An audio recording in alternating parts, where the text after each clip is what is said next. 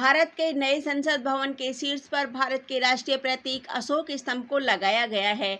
सम्राट अशोक के शासनकाल में बने इस स्तंभ में 4 सिंहों को 4 अलग-अलग दिशाओं में दर्शाया गया है। हाल ही में प्रधानमंत्री मोदी द्वारा नए संसद भवन के शीर्ष पर स्थापित 6.5 मीटर लंबे एवं 9,500 किलोग्राम वजनी कांस्य से निर्मित राष्ट्रीय प्रतीक अशोक स्तंभ का अनावरण कर राष्ट्र को समर्पित किया गया है। आज हम आपको यह बताएंगे कि यह स्तंभ राष्ट्रीय प्रतीक कैसे बना, किस नेता ने इसे राष्ट्रीय प्रतीक बनाने का सुझाव दिया था। इसके अलावा हम यह भी जानेंगे कि अशोक स्तंभ में 4 अलग दिशाओं में बैठे ये 4 शहर ऐसा क्या जाहिर करते हैं कि इस स्तंभ को भारतीय गणराज्य के प्रतीक के तौर पर इस्तेमाल किया जाने लगा। कहाँ किया जाता है अशोक स्तंभ के चिन्ह का इस्तेमाल। बता दें कि भारत की राष्ट्रीय प्रतीक का उपयोग केंद्र सरकार, राज्य सरकारों और सरकारी संस्थाओं द्वारा अलग अलग जगहों पर किया जाता है।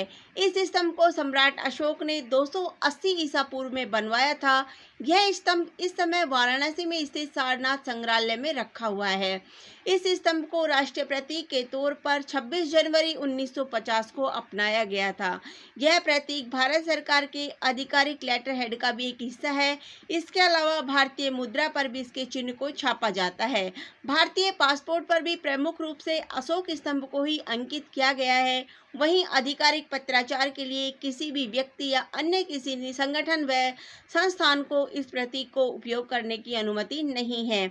जवाहरलाल नेहरू द्वारा दिया गया था प्रस्ताव। भारत के आज़ाद होने से मात्र 24 दिन पहले यानी 22 जुलाई 1947 को जवाहरलाल नेहरू द्वारा संविधान सभा के सामने एक प्रस्ताव रखा गया था कि देश के नए ध्वज और राष्ट्रीय प्रतीक के लिए नया डिजाइन तैयार किया जाना चाहिए। इसके अलावा नेहरू ने यह भी सुझाव दिया कि बेहतर होगा अगर हम इन चीज़ों को डिजाइन करते वक्त मौर्य सम्राट अशोक के सुनहरे दौर के शासनकाल की चीज़ों को भी सम्मिलित करें। उन्होंने कहा था कि आधुनिक भारत को अपने समृद्ध और चमकदार अतीत के आदर्शों और मूल्यों को अवश्य सामने लाना चाहिए। जवाहरलाल नेहरू ने संविधान सभा में इस बारे में आगे कहा कि चूंकि मैंने सम्राट अशोक का जिक्र किया है तो यह बताना चाहूँगा कि सम्राट अशोक का काल भारतीय इतिहास में ऐसा दौर था जिसे ध्यान रखना चाहिए, जिसमें हमने अंतर्राष्ट्रीय तौर पर छाप छोड़ी है।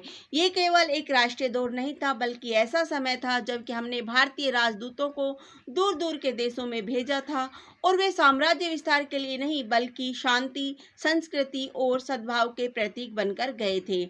आखिर क्या जाहिर करते हैं अशोक स्तंभ पर लगे ये 4 शेर। सारनाथ में रखा अशोक स्तंभ 7 फुट से अधिक ऊंचा है। उसमें दहाड़ते हुए एक जैसे शेर चारों दिशाओं में स्तंभ के ऊपर बैठे हुए हैं। वास्तव में अशोक स्तंभ ताकत, साहस, गर्व और आत्मविश्वास को जाहिर करता है। दरअसल मौर्य शासनकाल के ये सिंह चक्रवर्ती सम्राट अशोक की ताकत को दर्शाते थे। हालांकि जब भारत में से राष्ट्रीय प्रतीक के तौर पर अपनाने की बात की गई थी तो इसके जरिए सामाजिक न्याय और बराबरी की बात भी की गई थी। ध्यान रखने योग्य बात, राष्ट्रीय प्रतीक अशोक स्तंभ भारत सरकार के आधिकारिक लेटर हेड का भी एक हिस्सा है। इसके अलावा भारतीय मुद्रा पर भी इसके चिन्ह को छापा जाता है। भारतीय पासपोर्ट पर भी प्रमुख रूप से अशोक स्तंभ को ही अंकित किया गया है। वहीं आधिकारिक पत्राचार के लिए किसी भी व्यक्ति या अन्य किसी निजी संगठन व संस्थान को इस प्रतीक को उपयोग करने की अनुमति नहीं है। धन्यवाद।